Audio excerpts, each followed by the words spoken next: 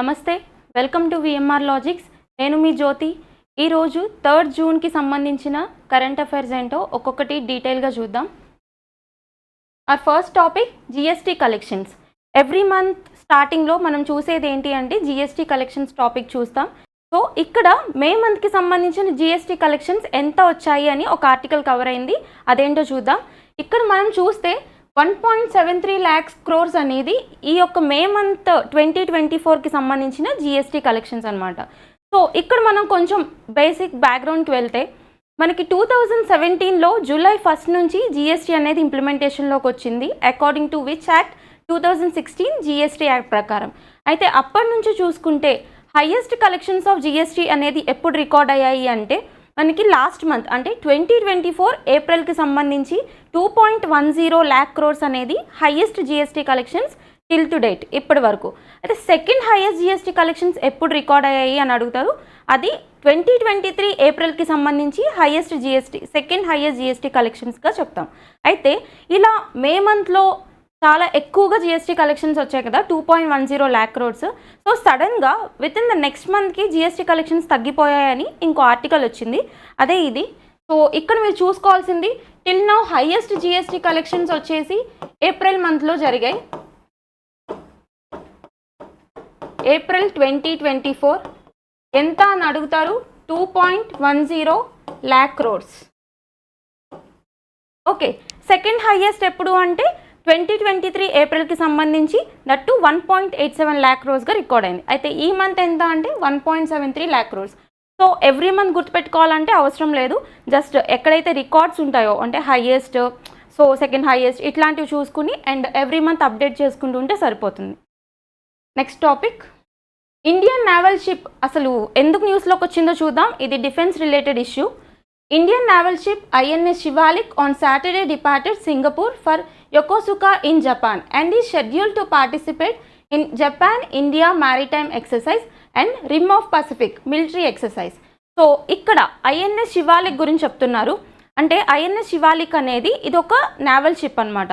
Under project 17 మనం విన్నాం కదా, డిఫెన్స్లో ప్రాజెక్ట్ 17 అంటే నేవల్ షిప్స్ అన్నీ ఒక 7 నేవల్ షిప్స్ బిల్డ్ చేయడానికి డిఫెన్స్ వాళ్ళు చేసుకున్న ఒక అగ్రిమెంట్. అందులో ఇప్పుడు ఈ ఐఎన్ఎస్ శివాలిక్ అనేది ఫస్ట్ స్టెల్త్ వార్షిప్గా మనం చెప్తాం. ఇప్పుడు ఈ ఐఎన్ఎస్ శివాలిక్ ఎందుకు న్యూస్లోకి వచ్చింది అంటే ఇది సింగపూర్ నుంచి డిపార్ట్ అయింది. ఎక్కడికి? జపాన్కి డిపార్ట్ అయింది. అంటే సింగపూర్ నుంచి జపాన్కి బయలుదేరిందని అర్థం. అయితే జపాన్కి ఎందుకు వెళ్తుంది అంటే అక్కడ 2 ఎక్సర్సైజ్లో పార్టిసిపేట్ చేయాలి. ఎక్సర్సైజెస్ ఆర్ నథింగ్ బట్ విన్యాసాలు. డిఫెన్స్ యొక్క ఎక్సర్సైజెస్ ఉంటాయని మనం చెప్పుకున్నాం కదా. ఆ 2 ఎక్సర్సైజ్ ఏంటి, ఏ కంట్రీస్ అందులో ఇన్వాల్వ్ అయ్యాయి అనేది చూస్తే సరిపోతుంది. హోస్ట్ నేషన్స్ ఇవన్నీ మనం షెడ్యూల్ అయిన తర్వాత చూద్దాం. సో ఇక్కడ ఏ ఎక్సర్సైజెస్లో పార్టిసిపేట్ చేయడానికి వెళ్తుంది అనేది చూడండి, జిమ్మెక్స్ అండ్ రింపాక్. సో ఫస్ట్ ఎక్సర్సైజ్ వచ్చేసి జిమ్మెక్స్ అనేది ఎవరెవరికి మధ్యలో జరుగుతుంది అంటే ఇండియా అండ్ జపాన్, ఇలా 2 నేషన్స్ కలిసి చేసే ఒక defence exercise JIMEX. And RIMPAC name చదవండి అర్థమవుతుంది, rim of Pacific military exercise, nothing but RIMPAC exercise. ఇది పేర్లోనే ఉంది కదా, మనకి జాగ్రఫీలో పసిఫిక్ రిమ్ ఆఫ్ ఫైర్ అని చెప్పి ఒక కాన్సెప్ట్ ఉంటుంది. అంటే నథింగ్ బట్ ఎక్కడైతే వాల్కానిక్ యాక్టివిటీస్ ఎక్కువగా రికార్డ్ అవుతూ ఉంటాయో దాన్నే మనం పసిఫిక్ ఓషన్లో ఉన్న రిమ్ ఆఫ్ ఫైర్గా చెప్తాం కదా. సో ఈ Pacific ocean rim of fire సరౌండింగ్లో ఉన్న కంట్రీస్ అన్నీ కూడా కలిసి చేసుకునే ఒక డిఫెన్స్ ఎక్సర్సైజే రింపాక్ ఎక్సర్సైజ్. సో ఈ 2 ఎక్సర్సైజ్లో పార్టిసిపేట్ చేయడానికి ఐఎన్ఎస్ శివాలిక్ అనేది సింగపూర్ నుంచి జపాన్కి డిపార్ట్ అయింది అని మనకు ఒక ఆర్టికల్ కవర్ అయింది. సో ఇందులో మీరు చూడాల్సింది 2 ఎక్సర్సైజెస్ ఏ కంట్రీస్ మధ్యలో జరుగుతాయి చూడాలి.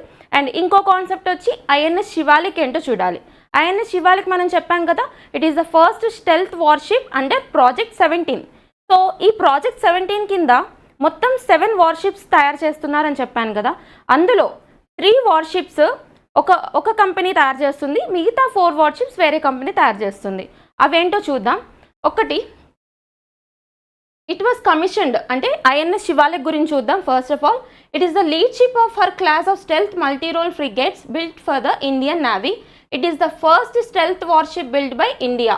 It is built at Mazagon dockyard limited in Mumbai.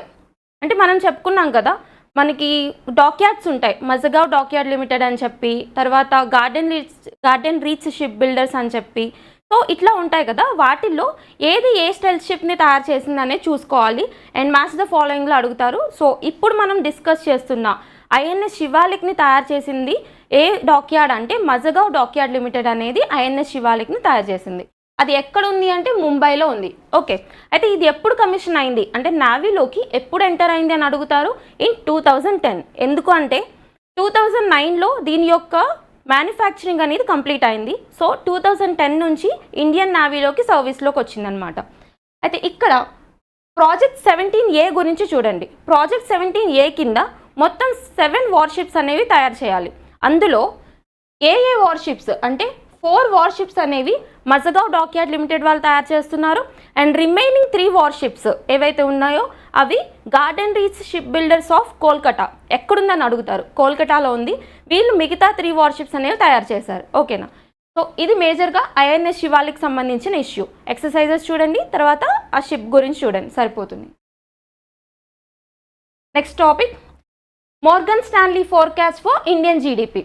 ఇదేంటి అంటే మనం ఎకానమీలో రెగ్యులర్గా చూసే ఇష్యూ, జీడిపి ఎస్టిమేట్స్. ఇండియాకి సంబంధించిన జీడిపి ఎస్టిమేట్స్ అనేది వేరే వేరే క్రెడిట్ రేటింగ్ ఏజెన్సీస్ ఇస్తూ ఉంటాయి కదా, ఆ ఇష్యూ. సో ఇది ఇప్పుడు ఎట్ ప్రెజెంట్ న్యూస్లోకి వచ్చిన క్రెడిట్ రేటింగ్ ఏజెన్సీ ఏంటి అంటే Morgan Stanley. So Morgan Stanley వాళ్ళు ఇండియాకి సంబంధించిన జీడిపిని ఎంతగా అంచనా వేశారని అడుగుతారు. ఓకే, ఎంతో చూద్దాం. Morgan Stanley forecast 6.8% growth in 2024 and 6.5% for the next year. అంటే నథింగ్ బట్ 2024 అంటే ఈ ఇయర్కి సంబంధించి 6.8%గా ఇచ్చారు. అండ్ నెక్స్ట్ ఇయర్కి సంబంధించి అంటే 2025కి సంబంధించి 6.5%గా ప్రెడిక్ట్ చేశారు. అయితే ఈ ప్రెడిక్షన్స్ అనేవి స్టాటిక్గా ఉంటాయా అంటే ఉండవు, మారుతూ ఉంటాయన్నమాట. సో మారినప్పుడల్లా మనం అప్డేట్ చేసుకోవాలి. సో నంబర్ ఆఫ్ ప్రెడిక్షన్స్ వస్తుంటాయి కదా, ఎలా గుర్తుపెట్టుకోవాలి అంటే కంపారిటివ్ వేలో గుర్తుపెట్టుకోవాలి. సో ఇంకోటి ఏంటి అంటే మీరు ఎగ్జామ్ ముందు ఎప్పుడైతే ఎగ్జామ్ రాస్తారో ఆ ముందు ఒకసారి అప్డేట్ చేసుకుంటే సరిపోతుంది.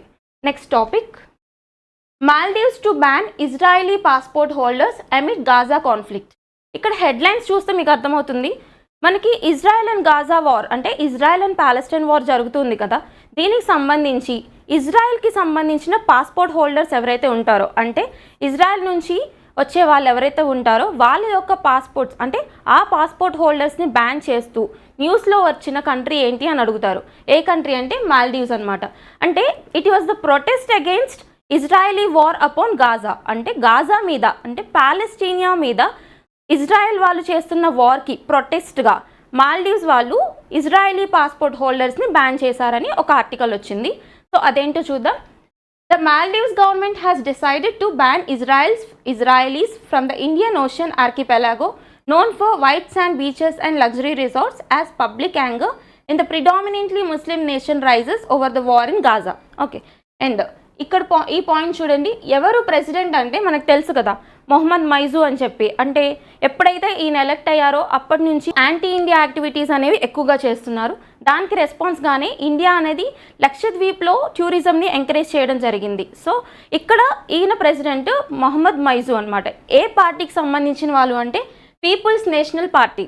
ఓకే, ఇప్పుడు వీళ్ళు ఏం చెప్తున్నారు అంటే opposition parties and government allies in the Maldives have been putting pressure on President Mayzu to ban Israelis as sign of protest against the Gaza war. అంటే గాజా వార్కి అగెయిన్స్ట్గా సైన్ ఆఫ్ ప్రొటెస్ట్గా ఈ యొక్క ఇజ్రాయలీ పాస్పోర్ట్ హోల్డర్స్ని బ్యాన్ చేస్తూ న్యూస్లోకి వచ్చారనమాట. ఏ country అని అడిగితే మాల్దీవ్స్ అని చెప్పాలి. And next topic, ప్రగతి 2024. ఈ ప్రగతి 2024 అనేది ఏంటంటే ఒక ఇనిషియేటివ్. దేనికి సంబంధించి అంటే central council for research in ayurvedic sciences. అంటే ఆయుర్వేదిక్ సైన్సెస్లో రీసెర్చ్ని ప్రమోట్ చేయడానికి, తర్వాత ఈ ఆయుర్వేదిక్ సైన్సెస్ అనేది గ్లోబల్ కాంపిటేటివ్గా ఎదగడానికి. అంటే మనకి ఎలోపతి అనేది మేజర్ డామినెంట్ కదా ఇప్పుడు ఎక్కడ చూసుకున్నా. సో గ్లోబల్ కాంపిటెన్స్ ఇవ్వడానికి ఆయుర్వేదిక్ సైన్సెస్కి అండ్ రీసెర్చ్ని ప్రమోట్ చేయడానికి ఈ central council for research in ayurvedic sciences, in shortcut CCRAS అని పిలుస్తాం మనం, న్యూఢిల్లీ హెడ్ క్వార్టర్స్లో ఉంటుంది. సో దీని ఆధ్వర్యంలో ఒక ఇనిషియేటివ్ అనేది లాంచ్ అయింది. ఇది ఎవరి కింద వర్క్ చేస్తుంది, CCRAS ఎవరి కింద వర్క్ చేస్తుంది అని అడుగుతారు. అండర్ ద మినిస్ట్రీ ఆఫ్ ఆయుష్. ఆయుష్ అంటే మనకు తెలుసు కదా, ఆయుర్వేద, యునాని, సిద్ధ, హోమియోపతి. సో ఈ నాలుగిటికి సంబంధించిన మెడికల్ ఫీల్డ్స్ మొత్తాన్ని ప్రమోట్ చేయడానికి ఇండియాలో వచ్చిన కొత్త మినిస్ట్రీ అంటే నథింగ్ బట్ ఒక నియర్లీ మనకి బీజేపీ గవర్నమెంట్ ఎప్పుడైతే వచ్చిందో అప్పటి నుంచి ఈ యొక్క ఆయుష్ మినిస్ట్రీ అనేవి ఎక్కువగా ఇంపార్టెన్స్ గెయిన్ చేసుకుందనమాట. ఓకేనా. సో ఈ ఆయుష్ మినిస్ట్రీ కింద వర్క్ చేసేది CCRAS అనే ఒక ఆర్గనైజేషన్, ఢిల్లీలో ఉంటుంది. వీళ్ళు రిలీజ్ చేసిన ఒక ఇనిషియేటివే ప్రగతి 2024. దేనికి సంబంధించింది అని అడుగుతారు. ఆయుర్వేదిక్ మెడిసిన్ అనేది గ్లోబల్ కాంపిటీషన్ పెంచడానికి అండ్ ఆయుర్వేదాలో రీసెర్చ్ని ఇంప్రూవ్ చేయడానికి తీసుకొచ్చిన ఒక ఇనిషియేటివ్. ఓకే, ఇక్కడ దీని యొక్క ఫుల్ ఫామ్ చూద్దాం. ప్రగతి 2024 ఇది important point. Pharma research in Ayurgyan and techno innovation. ఈ ఇనిషియేటివ్ ఎవరు తీసుకొచ్చారు? CCRAS వాళ్ళు తీసుకొచ్చారు. ఏ ministry of AYUSH. So who is the current minister of Ayurveda? Sarbanand Sonowal. Assam chief minister ఉన్నారు కదా, ఆయన Sarbanand Sonowal. Okay, next concept. India receives highest FDI from Singapore in 2024. అంటే మనకి FDIs అంటే తెలుసు కదా, ఫారిన్ డైరెక్ట్ ఇన్వెస్ట్మెంట్స్ అంటే విదేశీ ప్రత్యక్ష పెట్టుబడులు. ఇండియాకి వేరే కంట్రీస్ నుంచి వచ్చే ఇన్వెస్ట్మెంట్స్ అన్నిటినీ కూడా మనం FDIs కింద చెప్తాం. సో ఇక్కడ ఒక రిపోర్ట్లో ఏమొచ్చింది అంటే, ఇప్పుడు ఎట్ ప్రెజెంట్ ఇండియా యొక్క FDIs అనేవి ఏ కంట్రీ నుంచి ఎక్కువ వస్తున్నాయి అంటే సింగపూర్ నుంచి ఎక్కువ వస్తున్నాయంట. ఓకేనా. అందులో సెకండ్ ప్లేస్లో మారిషియస్ ఉంది. యాక్చువల్లీ ఇంతకుముందు మారిషియస్ అనేది ఫస్ట్ ప్లేస్లో ఉండేది మనకి తెలుసు. అయితే ఇప్పుడు సింగపూర్ అనేది మారిషియస్ని క్రాస్ చేసి ఫస్ట్ ప్లేస్కి వచ్చింది. అది ఏంటి, అసలు ఇండియా యొక్క టోటల్ FDIs ఏంటో మనం చూద్దాం. ఫస్ట్ ఆఫ్ ఆల్ ఈ కాన్సెప్ట్ చూడండి. టోటల్ FDIs అంటే the total FDI which includes equity inflows, reinvested earnings and other capital declined marginally by 1% to 70.95 billion during 2023-24 from 71.35 billion in 2022-23, and in 21-22 the country received the highest ever 84.83 billion. Nothing but at present ఇప్పుడున్న present FDIs ఎంత అంటే 70.95 billion ఉన్నాయని చెప్పారు కదా. అయితే ఇవి కంపారిటివ్గా last ఇయర్తో compare చేస్తే అంటే మనకి 2022 ఇయర్తో కంపేర్ చేసుకుంటే 1% తగ్గిందంట. అంటే ఎంత, లాస్ట్ ఇయర్ వచ్చి 71 పాయింట్ సంథింగ్ ఉంది FDIs ఇన్ఫ్లోస్ అనేవి. అయితే హైయెస్ట్ రికార్డ్ ఎప్పుడు రికార్డ్ అయింది అంటే మనకి 21 ఇయర్లో 84.83 బిలియన్గా రికార్డ్ అయింది. ఓకే, ఇప్పుడు మనం చూసుకుంటే హైయెస్ట్ FDIs ఇన్ఫ్లోస్ అనేవి సింగపూర్ నుంచి వచ్చాయి. అది కూడా ఓవరాల్గా 70 బిలియన్ అని చెప్పాను కదా మనం. ఆ 70 బిలియన్లో కూడా నియర్లీ 11.77 బిలియన్ అనేది అంటే 11.77 బిలియన్ ఆఫ్ FDIs అనేవి సింగపూర్ నుంచి వచ్చాయి. అంటే హైయెస్ట్ అనమాట. ఫస్ట్ హైయెస్ట్ FDIs ఎక్కడి నుంచి వచ్చాయని అడిగితే సింగపూర్ అని చెప్పాలి. అండ్ సెకండ్ హైయెస్ట్ FDIs వచ్చేసి మారిషియస్ నుంచి అని చెప్పాలి. ఓకే, ఇది FDI ఇన్ఫ్లోస్కి సంబంధించిన ఒక కాన్సెప్ట్. అంటే నథింగ్ బట్ విదేశీ ప్రత్యక్ష పెట్టుబడులు ఇండియాకి ఎన్ని వచ్చాయనేసి రిపోర్ట్ అడుగుతారు. And next one, Bloomberg billionaires index. ఇదేంటి అంటే నథింగ్ బట్ సంపన్నుల జాబితా. ఎంతమంది ఇండియా నుంచి సంపన్నులు ఉన్నారు అండ్ ఇండియా నుంచి ఉన్న వాళ్ళలో వరల్డ్లో ర్యాంకింగ్ ఎంత ఉంది, టోటల్ వరల్డ్లో టాప్ 3 పొజిషన్స్లో ఎవరున్నారు అనేది చూస్తే సరిపోతుంది. సో బ్లూంబర్గ్స్ బిలియనియర్స్ ఇండెక్స్ అనేది ఎవ్రీ ఇయర్ రిలీజ్ అవుతుంది. ఈ ఇయర్ రిలీజ్ అయిన ఇండెక్స్లో ఇండియా నుంచి టాప్ ప్లేస్లో ఉన్నది ఎవరు అంటే గౌతమ్ అదానీ. మనకు తెలుసు కదా, Adani group of industries chairman Gautam Adani. Hindenburg report ఎప్పుడైతే రిలీజ్ అయిందో అప్పటి నుంచి ఆయన యొక్క షేర్ వాల్యూ అనేది తగ్గిపోయింది. మళ్ళీ ఇప్పుడు ఈయన షేర్ వాల్యూ పెరిగి ఈ బ్లూంబర్గ్ బిలియనియర్స్ ఇండెక్స్లో ఇండియా నుంచి టాప్ పొజిషన్లో ఉన్న వ్యక్తి గౌతమ్ అదానీ. ఓకే, అండ్ ఇందులో వరల్డ్లో ఎవరెవరు టాప్గా ఉన్నారో కూడా చూద్దాం. ఫస్ట్ మనం 3 పొజిషన్స్ తీసుకుంటే, ఫస్ట్ పొజిషన్లో మనం తీసుకుంటే బెర్నార్డ్ ఉన్నారు. ఈయన మనకు తెలుసు కదా, లగ్జరీ గూడ్స్కి సంబంధించిన ఒక కంపెనీకి సంబంధించిన CEO. అండ్ సెకండ్ పొజిషన్ తీసుకుంటే ఎలాన్ మస్క్ ఉన్నారు. ఎలాన్ మస్క్ అంటే ఎవరు? స్పేస్ ఎక్స్ అండ్ టెస్లా కంపెనీకి సంబంధించిన CEO ఉన్నారు కదా ఆయన. And the third position hide by Jeff Bezos who hide Amazon. ఇక్కడ రిపోర్ట్ చదవండి. The Bloomberg Billionaires Index showed that currently Bernard is currently the richest person in the world with a net worth of 207 billion. ఎంతంట? 207 billion USD. అయితే India నుంచి ఉన్న ఎవరైతే అదానీ ఉన్నారో Gautam Adani is Asia's richest person again, overtakes Ambani on Bloomberg index with 111 billion year net worth. Okay, India నుంచి ఎవరు first పొజిషన్లో ఉన్నారు అంటే అదానీ అని చెప్పాలి. అండ్ టాప్ 3 పొజిషన్స్లో ఎవరున్నారో చూసుకుంటే సరిపోతుంది. నెక్స్ట్ కాన్సెప్ట్, ఇది రివర్ క్లీనప్ ప్రాజెక్ట్ గురించి ఒక కాన్సెప్ట్ వచ్చింది న్యూస్లోకి. ఆ రివర్ ఏంటో చూద్దాం. మీకు సన్కోషి రివర్ విన్నారు కదా, నేపాల్కి సంబంధించిన సన్కోషి రివర్. ఇదేంటంటే ఒక రికార్డ్ బ్రేక్ చేసింది. ఆ రికార్డ్ ఏంటో చూడండి. River Sunkoshi cleanup in Nepal removes 24,575 kgs of plastic in 36 hours. అంటే 36 hours 36 గంటల్లో నియర్లీ 24,575 kgs ఆఫ్ ప్లాస్టిక్ని ఆ రివర్ నుంచి రిమూవ్ చేసింది.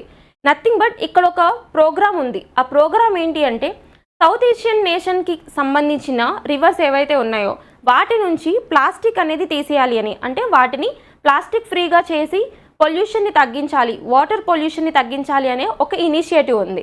ఆ ఇనిషియేటివ్ ఏంటి అంటే ప్లీజ్ ప్రోగ్రామ్ అని పిలుస్తాం మనం. ఆ ప్లీజ్ ప్రోగ్రామ్ అబ్రివేషన్ చూడండి. Plastic free rivers and seas of South Asia. Especially South ఏషియాలో ఉన్న రివర్స్ అన్నిటిలోంచి ప్లాస్టిక్ ఫ్రీ చేయాలి అని చెప్పి ఇనిషియేటివ్ అనమాట. ఈ ప్రోగ్రాంలో భాగంగా సన్కోషి రివర్ నుంచి 24,575 kgs ఆఫ్ ప్లాస్టిక్ని వితిన్ 36 hours రిమూవ్ చేశారంట. ఇట్లా ఒక రికార్డ్ బ్రేక్ చేశారు వాళ్ళు. అయితే ఇక్కడ మనం చూడాల్సింది అసలు ఈ రివర్ సన్కోషి అంటే ఏంటి, ఇది ఎక్కడ ఆరిజిన్ అవుతుంది, మన ఇండియాలో ఏ రివర్తో మెర్జ్ అవుతుంది, తర్వాత ఎక్కడ దాని వాటర్ని డ్రైన్ చేస్తుందో చూద్దాం. River Sunkoshi, its water source is located in Jangbo glacier in Tibet which merges with river Saptakoshi, ultimately joining Ganga in Katihar district of Bihar in India, finally draining into the ocean at the Bay of Bengal in Bangladesh. Nothing but ఈ సన్కోషి river ఏదైతే ఉందో ఇది టిబెట్లో ఉన్న జాంగ్బో glacier నుంచి origin అయ్యి ఇండియాలో ఉన్న Ganga రివర్తో merge అవుతుంది. ఎక్కడ మర్జ్ అవుతుంది అని అడుగుతారు. బీహార్కి సంబంధించిన కతిహార్ డిస్ట్రిక్ట్ దగ్గర గంగా రివర్తో మర్జ్ అయ్యి, అంటే nothing but it is the tributary of Ganga అని చెప్పుకోవచ్చు. సో గంగా రివర్తో మర్జ్ అయ్యి అక్కడి నుంచి బే ఆఫ్ బెంగాల్లో దాని వాటర్ అనేది డ్రైన్ చేస్తుంది. సో ఇది రివర్ యొక్క origin and draining portion. And ఇక్కడ మీరు చూసుకోవాల్సిన కాన్సెప్ట్ ఏంటంటే అసలు సన్కోషి రివర్ ఎక్కడ ఆరిజిన్ అవుతుంది అండ్ ప్లీజ్ ప్రోగ్రామ్ అంటే ఏంటి, plastic free rivers and seas of South Asia programme. Okay, next concept, Assam to setup new IIM Kamrup. అంటే నథింగ్ బట్ ఇప్పుడు ఎట్ ప్రెసెంట్ ఇండియాలో మనకి 21 IIMs ఉన్నాయి. ఓకే, ఈ IIMస్కి తోడుగా ఒక కొత్త IIM రాబోతుంది అని ఒక న్యూస్ వచ్చింది. అయితే ఈ యొక్క IIMకి సహకారం ఇస్తున్నా అంటే దానికి గైడెన్స్ ఇస్తున్న IIM ఏంటి అంటే IIM అహ్మదాబాద్. ఓకే, ఇక్కడ మనకి ప్రెసెంట్ చూసుకోవాల్సింది ఇండియాలో ఎన్ని IIMs ఉన్నాయి, 21 IIMs ఉన్నాయి. And coming to IITs, 23 IITs ఉన్నాయి అట్ ప్రెసెంట్ ఇండియాలో. ఇక్కడ మేజర్గా మీరు చూడాల్సింది ఇప్పుడు రీసెంట్గా ఒక IIM అనేది కొత్తగా ఇన్స్టాల్ చేయబోతున్నారు. ఎక్కడ అని అడిగితే IIM Kamrup which is located in the state of Assam. The next concept, international sex workers day 2024. ఇదేంటి అంటే ప్రతి ఒక్క క్లాస్ ఆఫ్ పాపులేషన్కి వాళ్ళ రైట్స్ని ప్రొటెక్ట్ చేసుకునే ఒక హక్కు ఉంది ఇండియాలో. అయితే ఇక్కడ ఇంటర్నేషనల్ సెక్స్ వర్కర్స్ డే అంటే వాళ్ళ రైట్స్ని వాళ్ళ డిగ్నిటీని ప్రొటెక్ట్ చేసుకోవడానికి ఒక డేని మార్క్ చేసుకుని సెలబ్రేట్ చేసుకుంటూ ఉంటారు. సో ఈ ఇంటర్నేషనల్ సెక్స్ వర్కర్స్ డే అనేది ఎప్పుడు సెలబ్రేట్ చేసుకుంటారు అంటే ఎవ్రీ ఇయర్ June 2nd ఈ యొక్క డేని మార్క్ చేసుకుని సెలబ్రేట్ చేస్తారు. అయితే ఇది ఎప్పటి నుంచి స్టార్ట్ అయింది అంటే 1975లో మనకి ఫ్రాన్స్లో ఒక 100 సెక్స్ వర్కర్స్ అందరూ ఒక చర్చ్లో అసెంబ్ల్ అయ్యి అప్పటి నుంచి వాళ్ళ ప్రాబ్లమ్స్ని మార్క్ చేయడానికి ఒక డేని మార్క్ చేసుకుని సెలబ్రేట్ చేసుకుంటున్నారు. సో ఆ కాన్సెప్ట్ ఏంటో చూద్దాం. అండ్ ఏ డే వచ్చినా న్యూస్లోకి దాని థీమ్ అనేది ఇంపార్టెంట్. ఇక్కడ థీమ్ కూడా చూద్దాం. So on June 2nd, 2024, the world observes International Sex Workers Day, a day dedicated to raising awareness about the challenges and exploitation faced by sex workers worldwide. So the theme comes access to justice. అంటే international sex workers day యొక్క theme ఏంటి అంటే access to justice. Next, the origins of international sex workers day can be traced back to June 2nd, 1975 when approximately 100 sex workers gathered at the Saint Nizier Church in Lyon, France. ఎక్కడ assemble అయ్యారని అడుగుతారు. Saint నిజియర్ church ఎక్కడుంది అంటే ఫ్రాన్స్లో ఉన్న లయాన్లో ఉంది. So 1975 నుంచి every year June 2nd ఈ డే మార్క్ చేసుకుని సెలబ్రేట్ చేసుకుంటున్నారు. అయితే ఈ ఇయర్ దాని యొక్క థీమ్ ఏంటి అంటే యాక్సెస్ టు జస్టిస్. అండ్ ఇక్కడ మనం ఒక టాపిక్ లింక్ చేసుకోవచ్చు. ఇక్కడ ఎక్స్ప్లాయిటేషన్ గురించి మాట్లాడాం కదా. సో మనకి ఇండియన్ కాన్స్టిట్యూషన్లో ఫండమెంటల్ రైట్స్లో ఆర్టికల్ 23 అని ఒక కాన్సెప్ట్ ఉంది. అందులో మెయిన్గా ఎక్స్‌ప్లాయిటేషన్ గురించి డీల్ చేస్తారు. ఎస్పెషల్లీ బాండెడ్ లేబర్ గురించి, against bonded labour and against women trafficking and against women exploitation, ఇవన్నీ కూడా ఆర్టికల్ 23లో కవర్ అవుతాయి. So just look up on it. Next one, ఇదేంటి అంటే ఒక న్యూస్లో ఉన్న ఇన్నోవేషన్ గురించి చెప్తాము ఇక్కడ. So ISRO scales to new heights with successful hot test of 3D printed liquid rocket engine. ఇక్కడ అసలు కాన్సెప్ట్ ఏంటి అంటే మనకి పిఎస్ఎల్వి అని చెప్పి ఒక లాంచ్ వెహికల్ ఉంది కదా ఇస్రో వాళ్ళకి, అంటే ఇండియాకి సంబంధించిన మేజర్ లాంచ్ వెహికల్ అని చెప్తాం. అసలు లాంచ్ వెహికల్ అంటే ఏంటి? ఏదైతే పేలోడ్స్ని అంటే నథింగ్ బట్ శాటిలైట్స్ని స్పేస్లోకి తీసుకెళ్తుందో దాన్ని మనం లాంచ్ వెహికల్ అని చెప్తాం. దానికి సంబంధించి ఇండియాలో ఉన్న ఇస్రోకి సంబంధించిన మేజర్ లాంచ్ వెహికల్ ఏది అని అడిగితే మనం పిఎస్ఎల్వి అని చెప్తాం. Nothing but polar satellite launch vehicle కదా. ఇన్బిల్ట్గా పిఎస్ఎల్విలో 4 స్టేజెస్ చూస్తాం మనం. అందులో మనకి ఫ్యూయల్ ఎలా ఫిల్ చేస్తారు అంటే సాలిడ్ లిక్విడ్ స్టేజెస్గా మనం చూస్తాం 4 స్టేజెస్ని. ఇందులో 4th స్టేజ్ ఉంది కదా, ఈ 4th స్టేజ్కి సంబంధించి ఒక 3D ఇన్నోవేషన్ వచ్చింది. Nothing but 3D printed rocket engine అనేది కొత్తగా రీసెర్చ్ చేసి కనిపెట్టారనమాట. అయితే ఎవరెవరు కనిపెట్టారో అని అడుగుతారు. విప్రో 3D సంస్థ అండ్ ఇస్రో కొలాబరేటివ్గా ఈ యొక్క ఇన్నోవేషన్ చేశారు. అయితే ఈ ఇన్నోవేషన్ వల్ల ఇప్పుడు మనకు వచ్చిన లాభం ఏంటి అంటే, ఎప్పుడైతే మనం 3D ప్రింటెడ్ రాకెట్ ఇంజిన్ తయారు చేసామో ఇందులో యూజ్ చేసే రా మెటీరియల్స్ అనేవి 90% తగ్గుతాయి. అంటే దాని యొక్క వెయిట్ తగ్గుతుంది అండ్ దాని యొక్క ఎఫిషియన్సీ, ఇంజిన్ యొక్క ఎఫిషియన్సీ పెరుగుతుంది, దానివల్ల అయ్యే ఖర్చు కూడా తగ్గుతుంది. సో ఆ కాన్సెప్ట్ ఏంటో చూద్దాం. In a landmark achievement for sustainable space exploration, Wipro 3D and ISRO have jointly developed and successfully tested a 3D printed rocket engine for India's PSLV, nothing but Polar Satellite Launch Vehicle. So the engine designed for the 4th stage. A stage కని అడుగుతారు, important point. 4th stage కోసం చేసిన engine ఇది. 4th stage marks a significant advancement in additive manufacturing technology within India's space program. So design, innovation and benefits ఏంటి అంటే మనం చెప్పుకున్నాం కదా, రా మెటీరియల్స్ అనేవి తగ్గుతాయి. 90%, నియర్లీ 90% రా మెటీరియల్ యూసేజ్ అనేది తగ్గుతుంది అండ్ ఇంజిన్ యొక్క ఎఫిషియన్సీ పెరుగుతుంది అండ్ ఇక్కడ అయ్యే ఖర్చు కూడా తగ్గుతుంది. సో ఈ పాయింట్ చూడండి. Saving 97% of raw material and production time by 60% through cutting edge additive manufacturing technology. AMT technology అని చెప్పి పిలుస్తారు, ఎడిటివ్ మ్యానుఫ్యాక్చరింగ్ టెక్నాలజీ అని. అది ఇక్కడ యూజ్ చేసిన టెక్నాలజీ. సో ఇక్కడ చూసుకోవాల్సిన మెమరాండం ఎవరెవరి మధ్య జరిగిందో చూడండి. విప్రో 3Dకి అండ్ ఇస్రోకి ఒక 3D ప్రింటెడ్ రాకెట్ ఇంజిన్ గురించి ఒక మెమరాండం జరిగింది అండ్ ఇది ఒక ఇన్నోవేషన్లో పార్ట్ అనమాట. And next topic, India created world record with 64.2 crore people voting in Lok Sabha polls. CEC Rajiv Kumar. Chief election commissioner Rajiv Kumar ఉన్నారు కదా మనకి, ఆ చీఫ్ ఎలక్షన్ కమిషనర్ ఎవరైతే ఉన్నారో ఈయన ఒక ప్రెస్ రిలీజ్లో ఏం చెప్పారు అంటే, ఇప్పుడు జరిగిన 18th లోక్సభ ఎలక్షన్స్ ఉన్నాయి కదా, మొన్న కంక్లూడ్ అయ్యాయి మనకి. సో ఈ 18th లోక్సభ ఎలక్షన్స్లోనే ఇప్పటి వరకు జరిగినంత ఓటింగ్ జరిగింది అని ఒక రికార్డ్ని మెన్షన్ చేశారు. ఆ రికార్డ్ ఎంత అంటే 64.2 crore పీపుల్ ఓటేశారంట. టోటల్గా మనకి ఎంత population present 144 crores of population ఉంది. అందులో 64.2 crore పీపుల్ అనేవాళ్ళు ఇప్పుడు ఓటేశారంటే హయ్యెస్ట్ రికార్డ్గా చెప్పుకోవచ్చు. సో ఇక్కడ సిఈసి రాజీవ్ కుమార్ తెలుసు కదా, అంటే మనకి ఎలక్షన్ కమిషన్ ఆఫ్ ఇండియా అనేది ఏ ఆర్టికల్స్లో కవర్ అవుతుంది అంటే ఆర్టికల్ 324 అని చెప్తాం. అంటే పార్ట్ 5లో ఉంటుంది. ఆర్టికల్ 324లో ఎలక్షన్ కమిషన్ ఆఫ్ ఇండియా గురించి చెప్తాం. అండ్ ఈ ఎలక్షన్ కమిషన్ ఆఫ్ ఇండియా యొక్క కాంపోజిషన్ ఎంత అంటే 1+2 అని చెప్తాం కదా. అంటే ఒక చీఫ్ ఎలక్షన్ కమిషనర్ ఉంటారు అండ్ ప్లస్ 2 అడిషనల్ కమిషనర్స్ ఉంటారు, ఎలక్షన్ కమిషనర్స్. సో అందులో ఉన్న చీఫ్ ఎలక్షన్ కమిషనర్ ఎవరు ప్రెజెంట్ అంటే రాజీవ్ కుమార్. ఈయన ఇచ్చిన ప్రెస్ స్టేట్మెంట్ ఇది. So India created world record with 64.2 crore people voting in Lok Sabha poll, CEC Rajiv Kumar. Okay, and next topic, member countries of the World Health Organization in a historic move have adopted crucial amendments to international health regulations at the recently concluded 77th World Health Assembly. ఈ concept ఏంటి అంటే WHO ఉంది కదా, world Health organisation, రీసెంట్గా 2 days back మనకి ఒక world health assembly అని ఒక మీటింగ్ చేసుకున్నారు. ఆ మీటింగ్లో వీళ్ళు తీసుకున్న రిజల్యూషన్ ఏంటి అంటే మనకి పాండమిక్ ఉంది కదా, పాండమిక్కి కొత్త డెఫినేషన్ ఇచ్చారనమాట.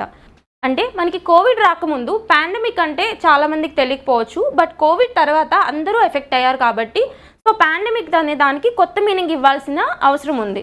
సో ఇప్పుడు జరిగిన 77th world health assembly meeting ఎవరైతే కండక్ట్ చేశారో WHO కండక్ట్ చేసింది కదా, సో వీళ్ళు పాండమిక్కి న్యూ డెఫినేషన్ అనేది ఇవ్వడం జరిగింది. అదేంటో చూద్దాం. Member countries of World Health Organization in a historic move had adopted crucial amendments to the international health regulations at the recently concluded 77th World Health Assembly. So, these alterations include defining a pandemic emergency. అంటే pandemic ఎమర్జెన్సీని మళ్ళీ redefine చేశారని, as well as pledging improved access to medical products and financing. ఇది major concept. అయితే ఇక్కడ world Health organisation యొక్క head quarters ఎక్కడ చూసుకోవాలి? Geneva, Switzerland. ఇది మేజర్గా ఒక issue. And coming to next topic, persons in news. Claudia Sheinbaum. ఇక్కడ ఈ టాపిక్ మనకి చాలా ఇంపార్టెంట్ అవుతుంది. వై? బికాస్ మెక్సికోకి రీసెంట్గా జరిగిన ఎలక్షన్స్లో ఫస్ట్ విమెన్ ప్రెసిడెంట్గా క్లాడియా షీన్బామ్ అనే ఆవిడ ఎలెక్ట్ అయ్యారు. సో ఈ టాపిక్ అనేది చాలా ఇంపార్టెంట్. చూడండి, Claudia Sheinbaum secures landslide win in Mexico's historic election becomes first women president. She would become the first female president and will face challenges in tackling issues like drug violence and economic stagnation. మనకు తెలుసు కదా, మెక్సికోలో drug violence అనేది ఎక్కువగా ఉంటుంది. So ఇలాంటి పరిస్థితుల్లో ఒక women president అవ్వడం అనేది ఆవిడకి చాలా ఛాలెంజింగ్ ఇష్యూ అనమాట. చూద్దాం ఎట్లా ఫేస్ చేస్తారో. Coming to the next topic, business woman Halla Tomasdottir elected as Iceland's next president. ఐస్లాండ్కి సంబంధించి కూడా న్యూ ప్రెసిడెంట్, విమెన్ ప్రెసిడెంట్ న్యూస్లోకి వచ్చారు. అయితే మనకి మెక్సికోకి సంబంధించి క్లాడియా ఎవరైతే ఎలెక్ట్ అయ్యారో ఆవిడ మెక్సికోకి సంబంధించి ఫస్ట్ ప్రెసిడెంట్, అంటే ఫస్ట్ విమెన్ ప్రెసిడెంట్ అనమాట. బట్ ఐస్లాండ్కి సంబంధించి ఈవిడ ఫస్ట్ విమెన్ ప్రెసిడెంట్ కాదు. వై? బికాస్ ఈ యొక్క హెల్లా థోమాస్డాటర్ కంటే ముందు ఇంకొక విమెన్ ప్రెసిడెంట్ ఉన్నారు. ఆవిడెవరు అంటే ఫిన్బోక్డాటర్ అనే ఆవిడ ఐస్లాండ్ చరిత్రలోనే ఫస్ట్ విమెన్ ప్రెసిడెంట్. అయితే ఇప్పుడు కూడా మళ్ళీ రీఎలక్షన్స్లో కొత్తగా ఒక ప్రెసిడెంట్ ఎలెక్ట్ అయ్యారు. ఆవిడెవరు అంటే Halla Tomasdottir. Coming to next topic, Ruchira Kamboj India's first women permanent representative to UN retires. ఇక్కడ న్యూస్ ఏంటి అంటే మనకి యునైటెడ్ నేషన్స్కి సంబంధించి పర్మనెంట్ రిప్రజెంటేటివ్ ఉంటారు కదా, అంటే ఐక్యరాజ్య సమితికి సంబంధించిన ఇండియాకి సంబంధించి ఒక పర్మనెంట్ రిప్రజెంటేటివ్ ఉంటారు. ఆ పర్మనెంట్ రిప్రజెంటేటివ్ ఎవరు అంటే Ruchira Kamboj. She is the first women representative to United Nations అనమాట. సో ఈవిడ ఇప్పుడు రిటైర్ అవుతున్నారని చెప్పేసి ఒక న్యూస్ వచ్చింది. అయితే ఈవిడ కంటే ముందు ఎవరు ఉండేవాళ్ళు అంటే మనకి TS తిరుమూర్తి అనే ఒక ఆయన ఇండియాకి సంబంధించిన పర్మనెంట్ రిప్రజెంటేటివ్గా ఉండేవాళ్ళు. సో ఆయన తర్వాత ఈవిడ 2022లో ఛార్జ్ తీసుకున్నారు ఇండియాకి సంబంధించిన పర్మనెంట్ రిప్రజెంటేటివ్గా. సో ఇక్కడ ఈవిడకున్న స్పెషాలిటీ ఏంటి అంటే she is the first woman to take charge as permanent representative from India to UN. Okay, ఇప్పుడు ఈవిడ రిటైర్ అవుతున్నారని ఒక న్యూస్ వచ్చింది. Okay, and coming to next article, Helen Mary Roberts becomes first women brigadier in Pakistan army from minority community. ఇక్కడ పాకిస్తాన్కి సంబంధించి ఆర్మీలో brigadier పొజిషన్గా first women ఒక ఆవిడ ఎలెక్ట్ అయ్యారు. ఆవిడెవరో చూడండి, Helen Mary. The prime minister Shehbaz Sharif congratulated Helen on her promotion as brigadier, saying the whole nation was proud of her and thousands of hardworking women like her from minority communities who are serving the country with distinction. Ante she is the first woman to hold that position and also she is the first woman from minority community to be elected as brigadier in Pakistan. Next topic, Pragnananda beats world number 2 enters top 10. అంటే మనకి ప్రజ్ఞానంద అంటే తెలుసు కదా, తమిళనాడుకు చెందిన ఒక teenager. అతను చెస్కి సంబంధించి ఇండియా నుంచి ఉన్న ఒక గ్రాండ్ మాస్టర్. అయితే ఇంతవరకు ఇతను మ్యాగ్నస్ కార్ల్సన్ అంటే టాప్ 1, ఎవరైతే టాప్ 1 వరల్డ్లో టాప్ 1 చెస్ ప్లేయర్ ఉన్నారో అతన్ని బీట్ చేశాడు. అయితే ఇప్పుడు టాప్ 2 ప్లేయర్ని కూడా ఈ ప్రజ్ఞానంద బీట్ చేశారు అని చెప్పి ఒక ఆర్టికల్ వచ్చింది. అయితే ఇప్పటి వరకు ఫిడే ర్యాంకింగ్స్ ఉన్నాయి కదా, అంటే ఇంటర్నేషనల్గా చెస్ గేమ్ని రెగ్యులేట్ చేసే ఒక ఆర్గనైజేషన్ ఫిడే ఏదైతే ఉందో, ఈ ఫిడే యొక్క టాప్ 10 ర్యాంకింగ్స్లో ఇప్పటి వరకు 3 ఇండియన్స్ ఉన్నారు. ఓకే, వాళ్ళు ఎవరో చూద్దాం. Norway chess, Praggnanandhaa takes down world number 2 Fabiano Caruana. ఎవరు number 2? Fabiano Caruana. So 3 Indians break into FIDE top 10, Anand is number 11. ఇది హెడ్లైన్స్. సో అసలు కాన్సెప్ట్ ఏంటి అంటే టాప్ 10 చెస్ ప్లేయర్ ఎవరు అంటే వరల్డ్లో మనకి మ్యాగ్నస్ కార్ల్సన్ అని చెప్తాం కదా. సో ఆల్రెడీ ప్రజ్ఞానంద మ్యాగ్నస్ కార్ల్సన్ని బీట్ చేశారు నార్వే చెస్లో, అంటే నార్వే చెస్ కాంపిటీషన్స్లో మ్యాగ్నస్ కార్ల్సన్ని ఆల్రెడీ బీట్ చేశారు. అయితే ఇప్పుడు సెకండ్ పర్సన్ ఎవరైతే ఉన్నారో ఫాబియానో కరోనా, ఇతన్ని కూడా సేమ్ అదే నార్వే చెస్ టోర్నమెంట్లో ప్రజ్ఞానంద బీట్ చేశారు అని ఆర్టికల్ వచ్చింది. అండ్ ఫిడే ర్యాంకింగ్స్లో ఉన్న 3 పర్సన్స్, ఇండియా నుంచి ఉన్న 3 పర్సన్స్ టాప్ 10లో ఎవరెవరు ఉన్నారో చూద్దాం. Arjun Ergesi is the top ranked Indian in the FIDE. The live rating set number 4. And World Championship Challenger Gukesh మనకు తెలుసు కదా, చెస్ ఛాంపియన్ అనమాట ఇండియా నుంచి. So Gukesh at position of number 7. And Praggnanandhaa ఇప్పుడు మనం చూసిన player at number 10. And former world champion Vishwanath Anand, మనకు తెలుసు కదా చెస్ అంటే Vishwanath Anand. So Vishwanath Anand at number 11. So ఈ ర్యాంకింగ్స్ చూడండి, ఇండియా నుంచి ఎంతమంది ఉన్నారో చూడండి. మొత్తం టాప్ 10లో 3 మెంబర్స్ ఉన్నారు. విశ్వనాథ్ ఆనంద్ 11th పొజిషన్లో ఉన్నారు. అండ్ టాప్ 1 ఎవరైతే మ్యాగ్నస్ కార్ల్సన్ ఉన్నారో అతన్ని, అండ్ టాప్ 2 ఫాబియానో కరోనా, వీళ్ళిద్దరినీ కూడా మన ప్రజ్ఞానంద బీట్ చేశారు. Okay, that's all about today's class. And ఈ రోజుకి సంబంధించిన కరెంట్ అఫైర్స్లో కానీ అండ్ ప్రీవియస్గా ఉన్న ఏవైనా కరెంట్ అఫైర్స్లో ఎవరికైనా ఏదైనా డౌట్ ఉన్నా, లేదంటే ఇంకా డీటెయిల్ ఎక్స్ప్లెనేషన్ ఏదైనా కాన్సెప్ట్లో కావాలన్నా కింద కామెంట్ సెక్షన్లో పింగ్ చేయండి. అండ్ నిన్న చెప్పినట్టుగానే అర్థమెటిక్ 2.0 అనేది కొత్తగా అప్డేట్ అయింది. విఎంఆర్ సార్కి సంబంధించిన కోర్స్ ఒకసారి ఓపెన్ చేసి యాప్ ఇన్స్టాల్ చేసి చూడండి. So that you can crack any exam easily. And happy learning. Thank you.